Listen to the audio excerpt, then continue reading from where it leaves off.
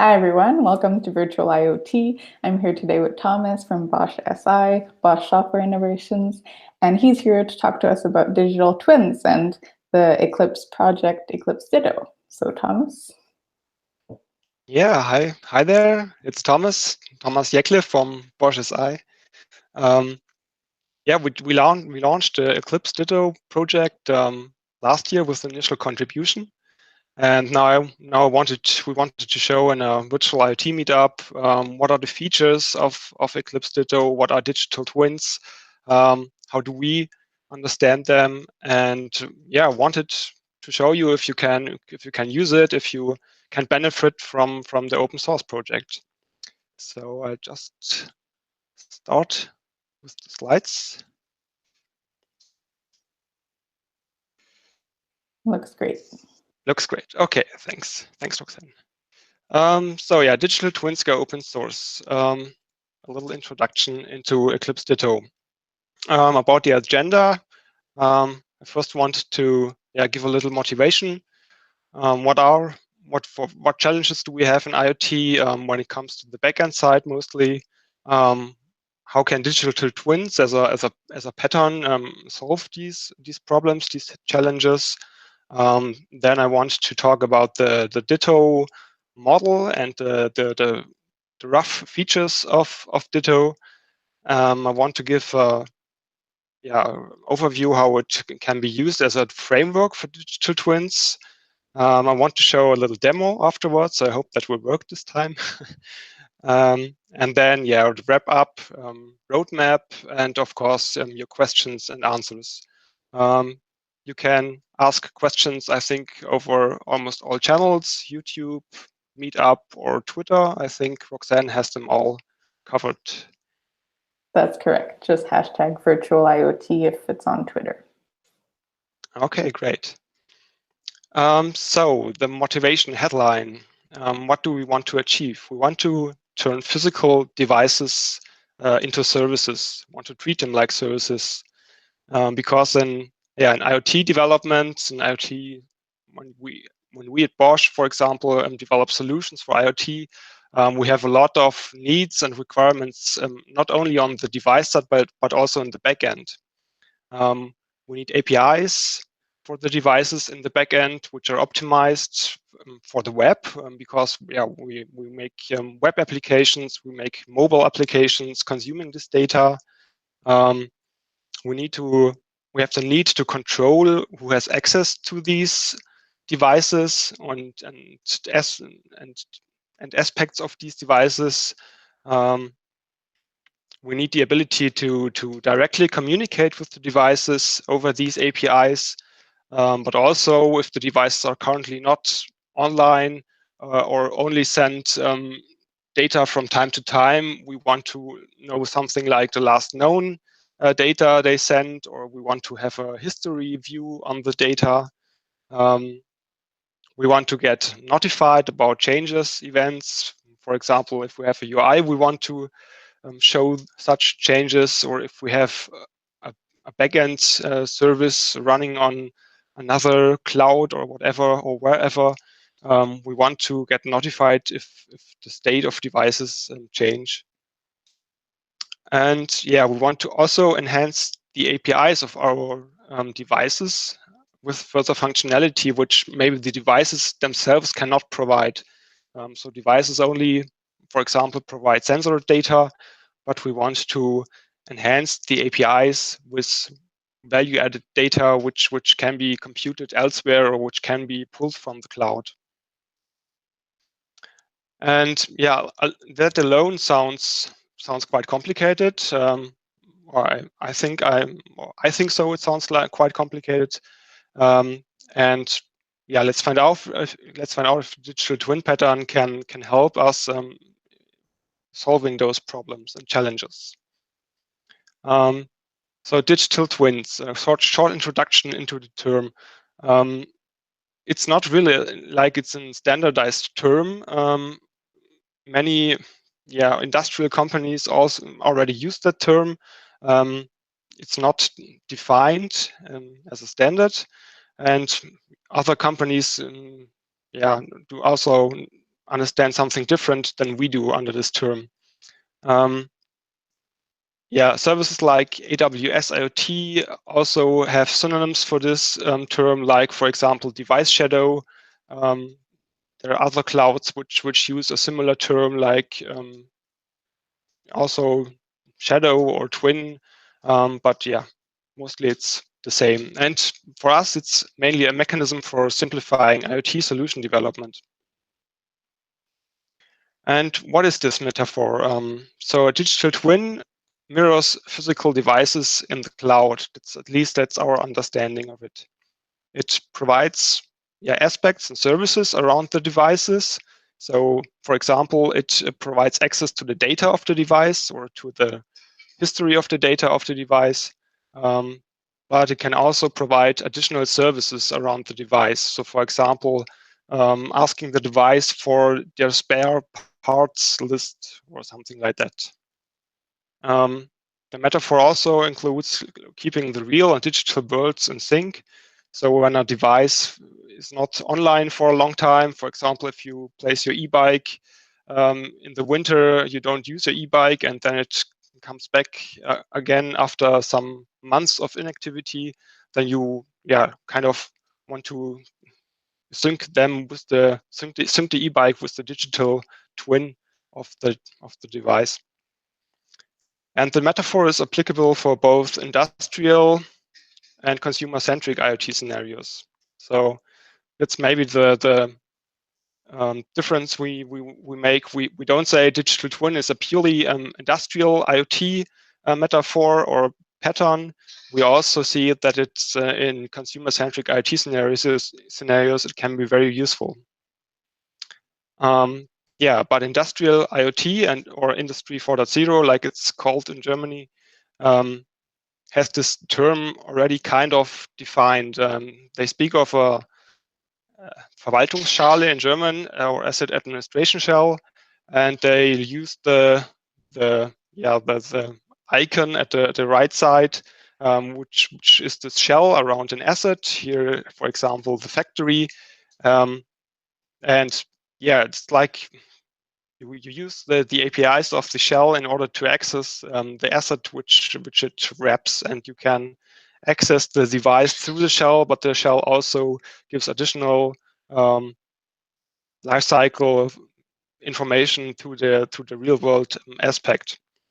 It's a holistic view of capabilities of the devices, and also included is often a simulation of the devices. So you create, for example, a digital twin for a device before it's even manufactured, and so you can simulate like the device would behave in the real world before it's actually there, the device, and you can use the APIs before the device is actually sending any data. So that's so much for the term digital twin. And Eclipse Ditto is a project wanting to and providing a framework and enabling to work with digital twins. And our slogan is where IoT devices and their digital twins get together. So Eclipse Ditto builds the bridge between the real-world IoT devices and the digital twins. Putting it in a little in context, we already showed this context overview at the EclipseCon. We do not, or Eclipse Ditto does not really want to directly integrate the devices. For that, we have better suited IoT projects like Eclipse Hono. Eclipse Hono, which abstracts using different protocol adapters in order to connect to devices like, for example, MQTT or CoAP, which are optimized protocols for communicating with low energy consuming devices in the real world. And Eclipse Hono itself provides an NQP 1.0 interface. And we want to utilize that interface, or we are currently doing that, of Eclipse Hono in order to communicate with those devices, and not directly communicate with them, but always via Eclipse Hono. What the focus of Ditto is more the upper part here. Providing APIs, web APIs for web applications, for mobile applications, or for other backend services, which also can work with the WebSocket API, for example, or an HTTP API. And yeah, it does not really. That's the context and the differentiation we want to make.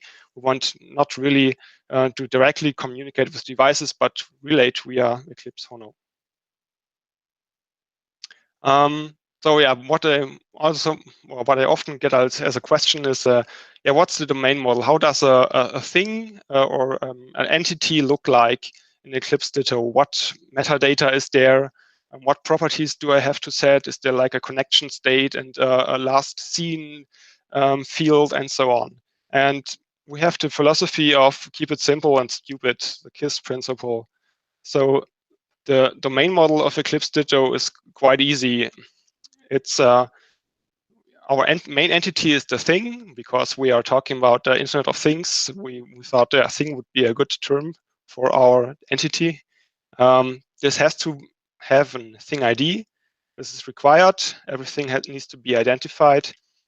It needs to have an access control list, so that one can define which subjects, for example, which users are allowed to read, write, and administrate this thing, and the rest is optional. So the attributes are optional, and one thing can have many features or none feature at all, and those features also have properties which are also optional, but both the attributes and the properties of the feature are an arbitrary JSON object. So we don't make any, we don't say there has to be a connection status for this thing, otherwise it's not a thing. So you can put in there whatever you want, and later we see how we can combine that with Eclipse Virtual, for example, with a more type-safe approach of defining those things.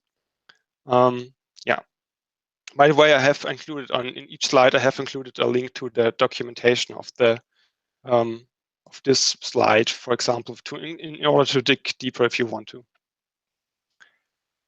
So yeah, I want to show you an example JSON of how a thing looks like in Ditto.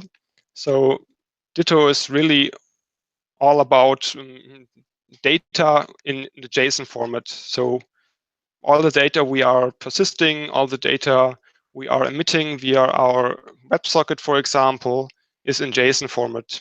Yeah, because it's the perfect format for web application. If you ever did JavaScript development, using JSON really feels great in JavaScript. And also all other main languages do support JSON representation.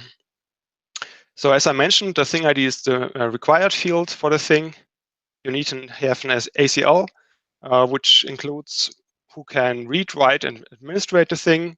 I will show that later. That's because here it's not shown. And this particular thing has some attributes. This is like metadata, static metadata of the thing. It has a manufacturer, the Acme Corp, and it can also have complex JSON types like JSON objects or JSON arrays. In this case, it has a production data field, which is a JSON object, and the serial number is just a number. And this thing has a specific feature. It has a headlights feature, and the properties of this headlights feature is only a property on, and this is currently false. So the headlights of this car are currently off. And what Ditto now does is turning this JSON of this particular thing instance into an API. So on the right side, we now see which HTTP, which RESTful endpoints Ditto is creating for this thing.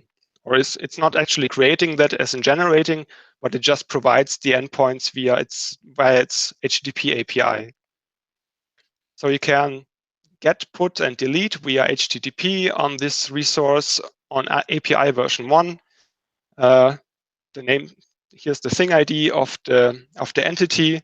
You can either get the whole entity by doing a get on this resource, or you can update it by doing a put, modifying the complete entity, or you can also use a more fine-grained approach and access like only the thing ID, the ACL, the attributes.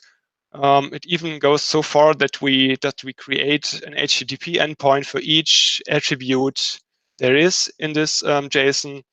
So if you want to just, for example, update the serial number to a new value, you just have to do a put on this resource here, which has the serial number as path, and you can set a new serial number without changing any of the other thing.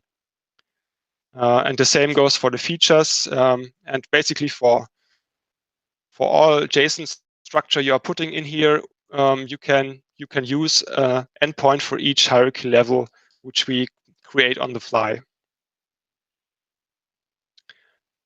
This was the HTTP API or RESTful API. We have another API which we defined a protocol for. We have the Ditto protocol, which is also a JSON-based text protocol, which we use for communicating with the digital twins or with the things bidirectionally.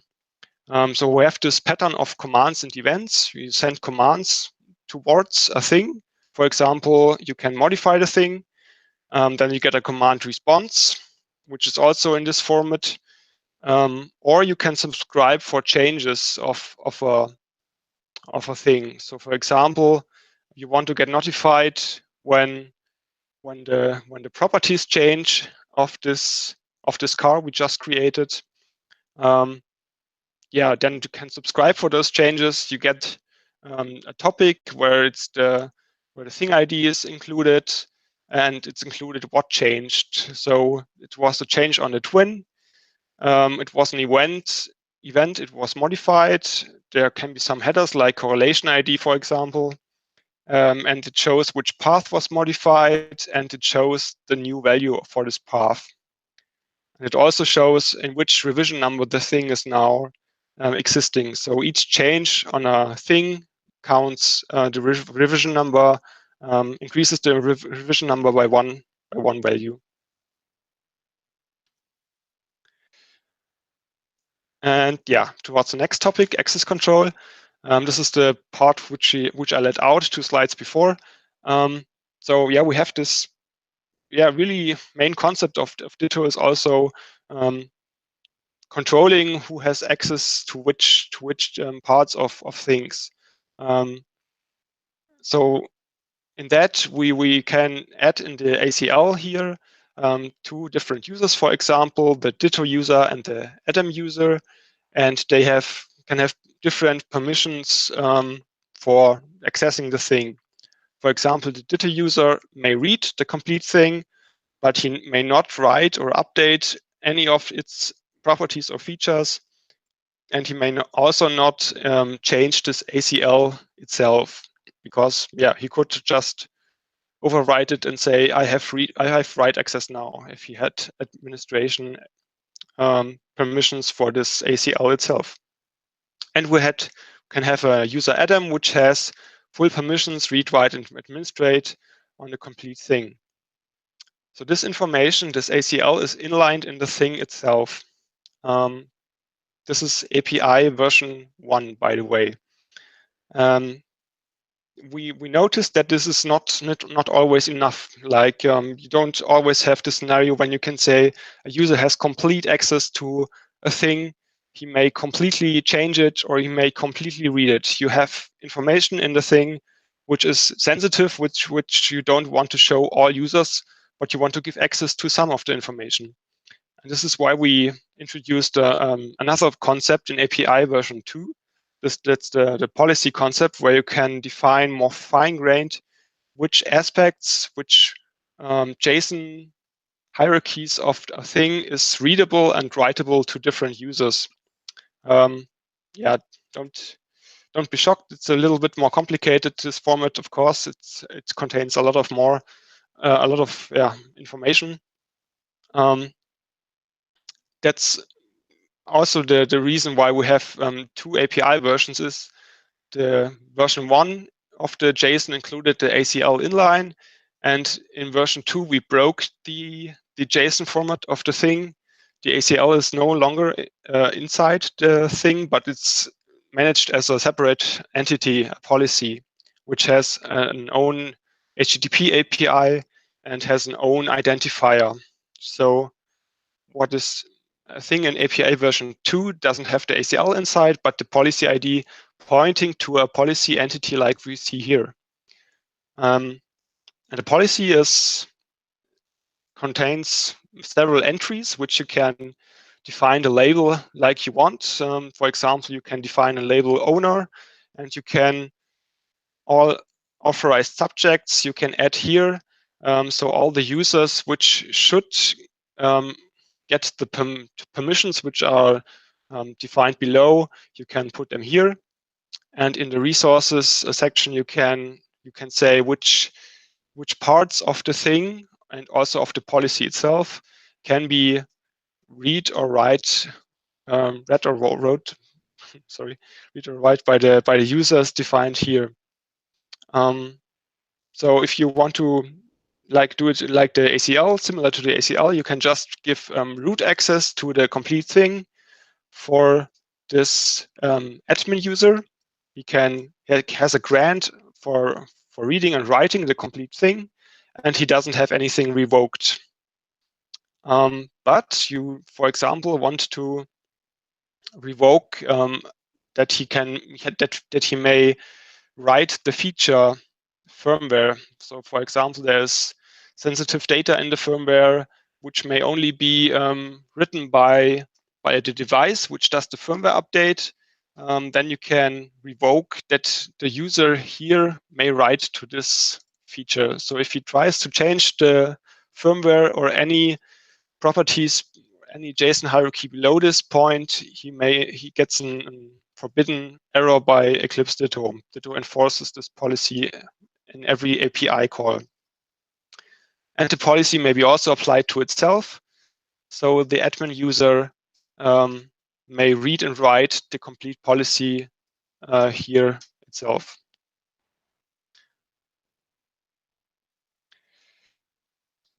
Okay, next feature or rough feature I want to show is the twin versus the live view of Eclipse Ditto.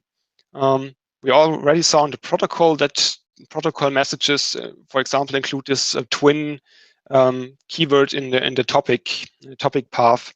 The twin perspective is using Eclipse Ditto as a persistence. Like I do not want to compare it with the database because it is more. It emits events and it does a full search index and so on.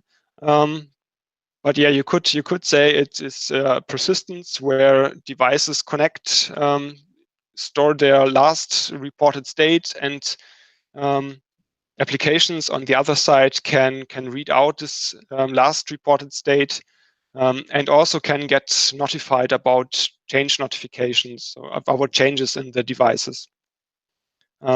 This can both be done via the HTTP endpoint and via the WebSocket endpoint. And the devices also can communicate with both of these endpoints in order to update their state in the database or in order to get notified if application on the left side wants to change anything in a device. And as I said, on the APIs, Ditto enforces access control with each API call and checks if the user is really allowed to do that operation he wants to do. In this case, Ditto emits the processes commands and emits events. We also have a live view. This uses Ditto not as a persistence, but more as a router. So this is like you can directly connect a web application or mobile application with the device. So Ditto does only the relaying, the routing. It does, however, also enforce the access control. So web application may say, I want to get the temperature of a sensor, but not the persisted one from the store, but the live value. So it sends the same message to Ditto, and Ditto routes the message to the device if it's connected, and correlates the response and sends back the response to the application which asks this information. In this case, the endpoints, as the web apps or backend applications and the devices, they process the commands and emit the events, and not Ditto itself.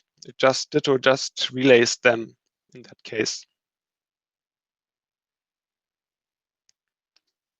Yeah, so getting notified about changes, I already mentioned it. We have, for example, the WebSocket, which you can connect to. Here's a little example connecting to the Ditto sandbox running on ditto.eclipse.org. You provide username and password in the WebSocket connection string, and you send, when it's open, the WebSocket, you send a string start send events, and then you get, for each change which is done to such a thing, you get the Ditto protocol, like I showed before, as message here. So this is in JSON format, and then you can check which thing changed and what is the new value and what is the new revision number of this change. And you can also use the WebSocket in order to send Ditto protocol messages. So, for example, for changing values of the persisted things.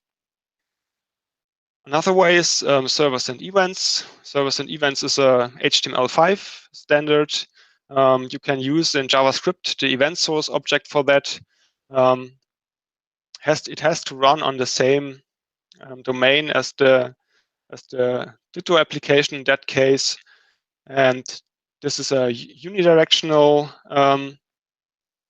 it's unidirectionally, and you can receive changes which are done to the things directly in the thing JSON format. So in the format which we saw before, like with attributes, features, whenever there's a change, you get this format back, and you don't have to map the messages we get here, the protocol messages, back to the original JSON form which you had on your things.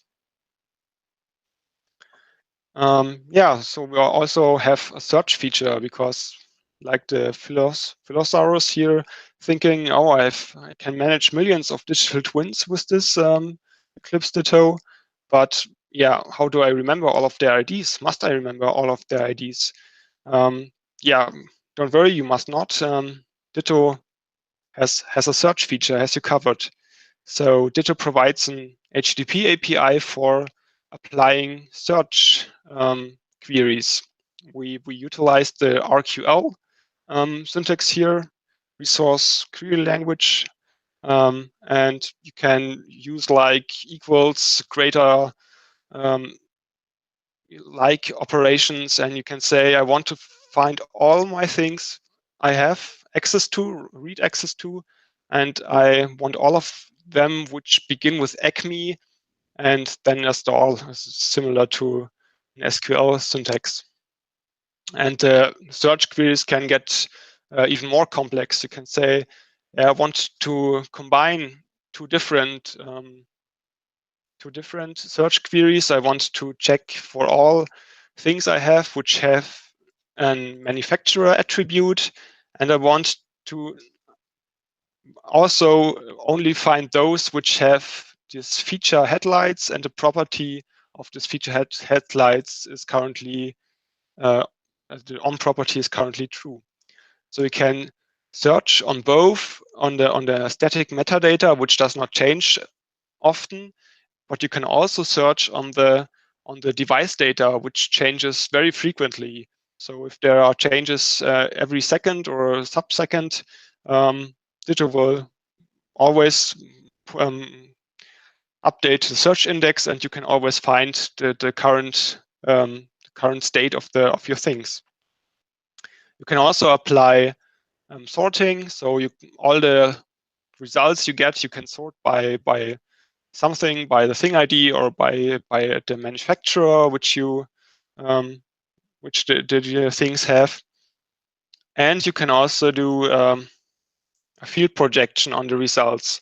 So you don't, for example, don't want to have the complete things in the result because you have very big payloads, for example. You can just select the thing IDs and, for example, here the manufacturer.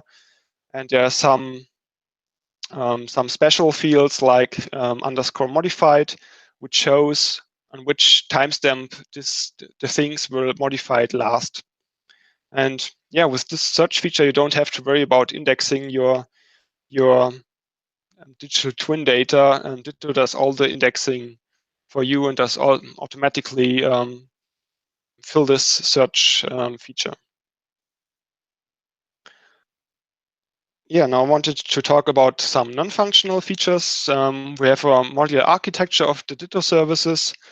So these are currently the Ditto services. We have the persistence for the things and for the policies. We have the search microservice, which does the search index updating and also the query translation and answering with the results. And we have an MQP bridge, which connects to MQP 1.0 endpoints, like, for example, Eclipse Hono. The gateway provides the HTTP and WebSocket APIs and internally delegates to the services, for example, to the things service in order to persist the things. What's the benefit of this approach is that you do not need each services if you do not need the functionality. For example, if you don't need an MQP 1.0 connectivity, you must not start the MQP bridge. If you don't need the search functionality, you can leave that away. If you don't want to use the policies because you are okay if you have a very coarse-grained access, only read-write to things, you can also leave the policies away. So you only need the things and the gateway service and the MongoDB in order to have a minimal Eclipse Ditto runtime. And each of the services can be scaled independently from each other.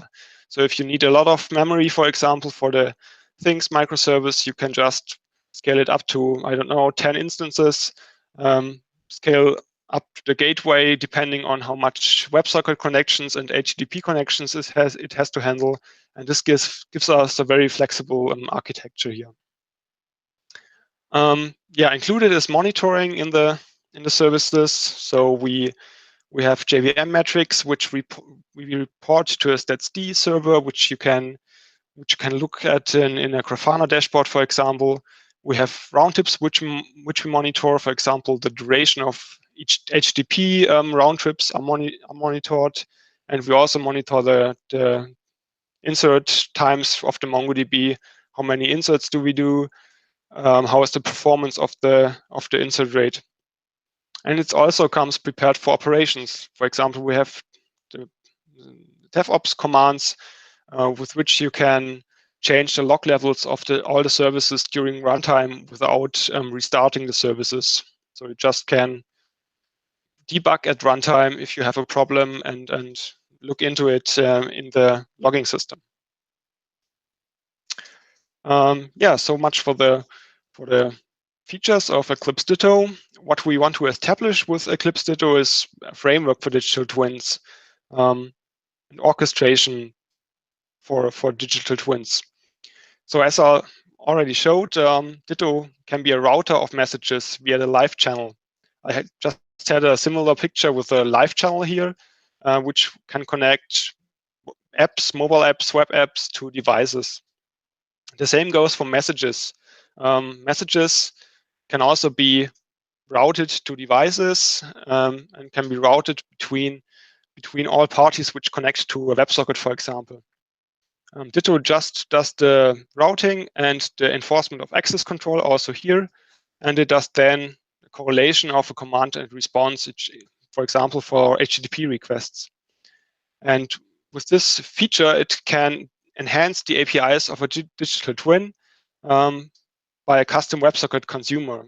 So you can have your backend application running somewhere in your own network or in another cloud, which can connect to the Ditto WebSocket, and it can then answer such message requests coming from devices. I will show that in a demo afterwards, then I think it comes clearer what I mean by that. And examples for such orchestrations, which are related to digital twins, could be you could enhance a location-aware twin with the current weather of its location. So, for example, if you have a car which emits the location via longitude and latitude, each 5 or 10 minutes it emits the location and sends them to the cloud, to Ditto. You can have for example, or here in another cloud environment, react on these changes, ask a weather service for the weather at this new location, and write this data back to the digital twin so that the twin is always aware of the weather at its current location. Or you can also, for example, enhance the twin with an API for the spare parts you can buy for it. So, for example, in that case, you have, for example, a lawnmower, and you want to query the API, give me all existing spare parts there are for the lawnmower. You can send a message via this web application via Ditto. And if there's a Java backend, for example, running in a corporate network behind a firewall, and it gets this message, it can then call an SAP system, for example, and ask for all the spare parts of this specific device and report them back to the caller. As we use WebSockets here, the firewall is not a problem, as the Java backend connects to the Ditto WebSocket and not the other way around. And it can also directly connect, for example, to a Raspberry Pi running Node.js or running Node-RED in order to directly talk to devices. So yeah, then I want to show this, what I just showed you in a brief overview in the demo. Oh, moment. Okay, and then I used the Ditto sandbox for this demo. This is available via ditto.eclipse.org, where we have also linked the HTTP API of Eclipse Ditto. This is a Swagger API, and you can interactively try the API out and read about the endpoints and how the endpoints are also enhanced by the custom JSON you have. You're right. So, but I prepared also a Postman in which I prepared some requests in order not to forget what I'm doing. So in this case, I want to show you the policies feature, which is new in API version 2, which is the fine-grained access control we have introduced into Ditto. So such a policy can become quite complex, but you can still read it quite well, also as a human. We have different entries here in this policy. We have the, for example, the owner entry. We have 2 users in that owner entry, the Ditto user and Google user, which is authenticated via OAuth 2. This is my personal user ID at Google. So I am also the owner of all devices which contain this policy later on. And what we do here, that we allow root access to policy, read-write, to the thing also read-write, and also to messages read-write without any restrictions. Now we can add another policy entry, which is for the device which sends the data to the cloud. So let's assume it has the technical user ID demo1, and it only needs to update and retrieve a few aspects of the thing. It is, for example, does not have to have access to the policy in order to change the policy. It does not need to have access to the attributes. It just needs to update some features and send messages. And then we can also have observer role. This is Alice in this case, which is also authenticated over basic authentication. And she has an observer role, which has only read access to various aspects of the thing. So she does not get the whole thing as we persisted later on, but she only sees the attributes win and the features, but has a revoke on the vehicle and so on. So she only sees a small part of the thing. And if we, oh yeah, that's great. Sorry, I have to disable the proxy. Oh, that's great. Okay, then I have to do the backup plan, which is using the HTTP API in that case. Sorry for that. I have some proxy network issues here. So I just wanted to show you the policy which was created, which I created with the Eclipse Ditto meetup policy identifier. And I can use the Swagger API in order to receive the complete policy like it's persisted currently in Ditto. Yeah, what was the next step? Now I think I have to open some new browser windows because I'm already authenticated as the Ditto user. If I query the Ditto user, the thing of the which we created here, then I should see all the complete thing because I'm authenticated as the Ditto user, which is an owner, and the policy has the owner role and is allowed to read and modify the complete thing. So the complete thing in this case has some attributes, metadata, which doesn't change a lot, and it has a feature trackable with the location, longitude, latitude, and it has some properties related to a vehicle. It has a transmission in which was a type manual, and it has 7 gears, and it's currently running with a speed of 90 and is currently in gear 5. And it has no flat tire currently, which is a good thing, I guess. So as we also included, for example, the observer Alice, which only has some of the permissions. So if you go back to policy, we see Alice does only have read access to the VIN and to the features, but not the vehicle, but only to some properties of the vehicle. So just create a new browser. Sorry.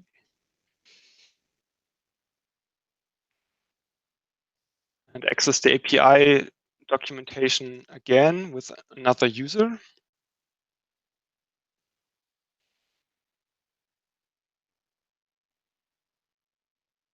Do this now, I get the basic authentication dialog, and now I authenticate as Alice. Now, as you can see, Alice does not see the complete thing. She only sees some parts of it. She does see the attributes win property. She does see only the running value of the feature of the vehicle feature, and she does see the weather. These are exactly those. Sorry if I switch a lot, but these are only the few things we allowed her to see in the policy. Okay, so now I want to show, if we have time left, yeah, a little bit. Like we want to enhance the APIs of Ditto with custom functionality. For example, I found this this open weather map service.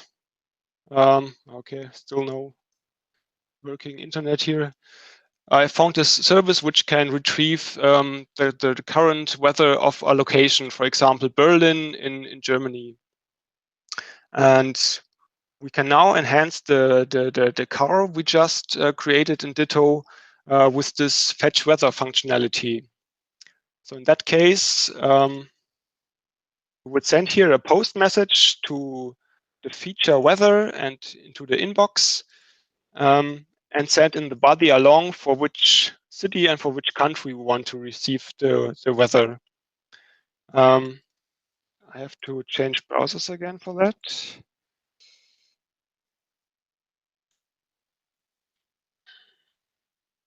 So yeah. So the message subject is receive weather. The thing ID we use is our fancy car, which we created. And the feature ID is the weather. Payload we send it along must be, or it must not be a JSON, but in this case it is a JSON.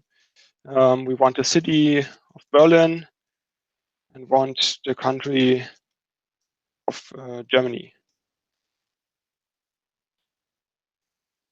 And then we can try it out.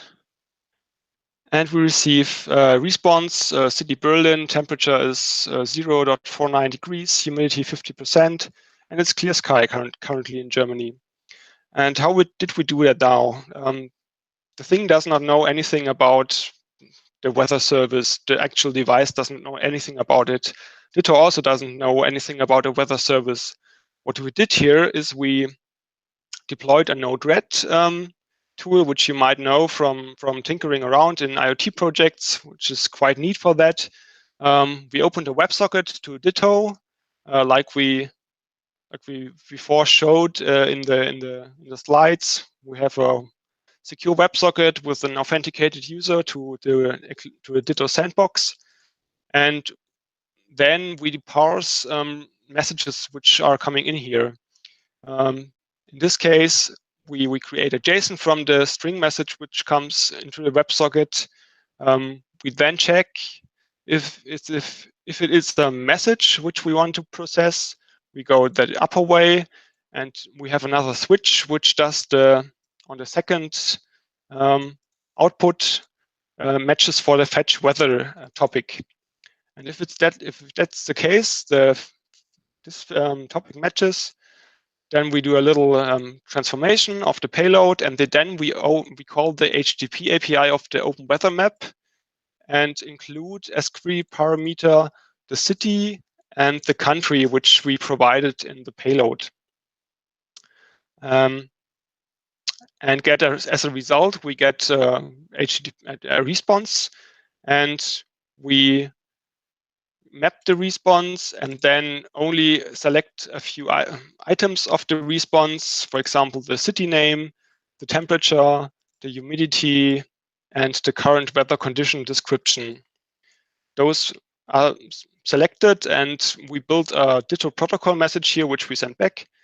And then this goes into JSON again. We change this into a response. We print the response here. So the debug console shows what object is sent back to Eclipse Ditto, and then we use the same WebSocket connection in order to send the object back to Ditto, and Ditto does the correlation at the HTTP API in order to show what this response here. So we could create anything as response. We could also create an image, for example, or HTML file or whatever. And Ditto acted as a router here in this case, only enforcing that the policy is met. Okay. Now what I want to just show one more short feature, the search API, and then we will go into the Q&A. So now it can get quite complex if you have a lot of things you have to manage. You don't want to remember all of the thing IDs. You would have to map them somewhere. That's really not feasible. But what you can do with Ditto, you can use the search API. You can use the filter which I showed before, and you can query, for example, for all things which have a weather feature and where the speed of a vehicle is currently over 100. And yeah, we can just try that out. And oh, oops, this is an empty response. So apparently we have no vehicles which go beyond 100. So yeah, let's try it with 80. Which vehicles are currently over 80? Over 80. Try it out. Oh. We try it out, and we get in the response an array of one entry, and we see the speed is currently 90 of this entry. What we can do now is, like I showed before, you can also apply field selection here. So we can say, I only want the thing ID of all the results, and I only want to have the features, vehicle, and of the vehicle, I only want to have the property status, for example. And I also want to have the last modified timestamp. And with that, I get a result which only contains the data I need for my current search query. I get the thing ID, I get the status with the current speed, and I get the modified flag, which is here in UTC. So it was last modified at 15:13 in UTC time. Okay. That's awesome. So let's go back. A little wrap up. So I hurry up, Roxanne. So we see digital twins as a pattern for simplifying IoT backend development. Our mission of Eclipse Ditto is to provide devices as a service. So provide devices like any other web service, and also to establish Eclipse Ditto as a framework for digital twins, like the feature we saw with the Node-RED, for example, in order to enhance the APIs. Yeah, our current roadmap, we want to do a official release this year. We are doing milestone releases currently, but we have to go to the official IP process of Eclipse and do a release. We want to use Eclipse Ditto for generating JSON schema and then validating that the twins are always in the expected schema, relying to Eclipse Ditto. And we want to map raw payloads to and from Ditto protocol. For example, if there comes a byte message from a device, we want to be able to map it to the JSON protocol we provide. Yeah, and we want to attract, of course, more IoT developers in using Ditto, because we really think it's a really good thing, and we want to integrate with other open source projects. Okay, so that's so much for the presentation. Thanks for attending. Thank and you. Now some questions and answers. We actually do have questions for you. Oh, okay. So Great. Bigu is asking, could you give an example of how I can interact with a digital twin when the device does not exist in the real world yet? Okay, so you can, over the HTTP API, for example, you can create a thing at our API and then use the APIs as if it was already there in the real world. So, and for example, with the Node-RED, could act as a simulator, so that Node-RED in each seconds or a time unit, it can update the digital twin and can simulate how the real-world device would behave if it would already be there.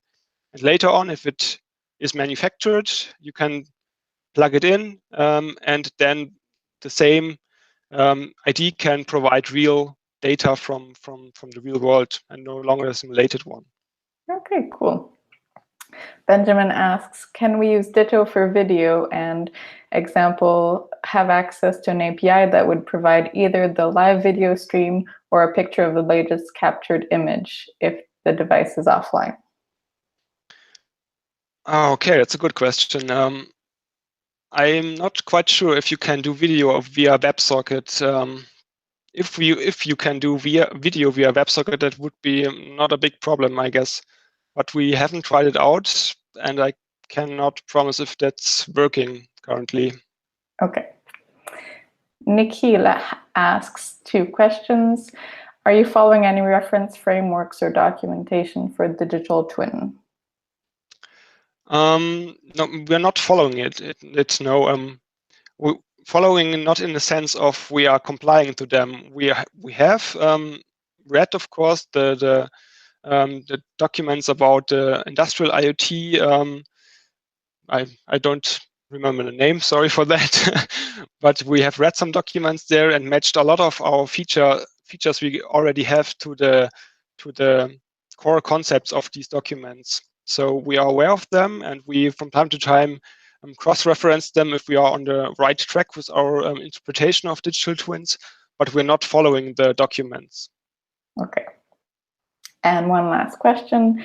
So asset administration shell, which is a concept in Industry 4.0 standards, has a concept of submodules. So if you have a drilling machine, there will be a drilling submodule. Does Ditto allow submodules or app installation? So the submodules would be mapped to our feature concept. So each thing can consist of an arbitrary amount of features, and such a drilling submodule would be a concept of a feature in the Ditto speak. Yeah, and in the future we want to utilize Eclipse Watho there in order to enforce the schema for this, in this case, drilling aspect, so that the data is always in the format which is defined by a Watho function block. And we're currently working on that, and I think it would be a great addition to the very free form approach we currently have in Ditto. All right, sounds good. So those are all our questions. I just have 2 things to say before we let everyone go. I'm just going to share my screen. So we are currently running our IoT developer survey. This is the 4th year, and so if you could complete it, that would be great. I added the link in the description of the video, so if you refresh the feed, it should be there. And our next virtual IoT is on February 21st, and it's what's new with MQTT5, so you don't want to miss this one, so remember to RSVP. And that's it. So thank you for joining us, Thomas, and it was great to have you. Sure, thanks for having me. It was fun. Bye, everyone.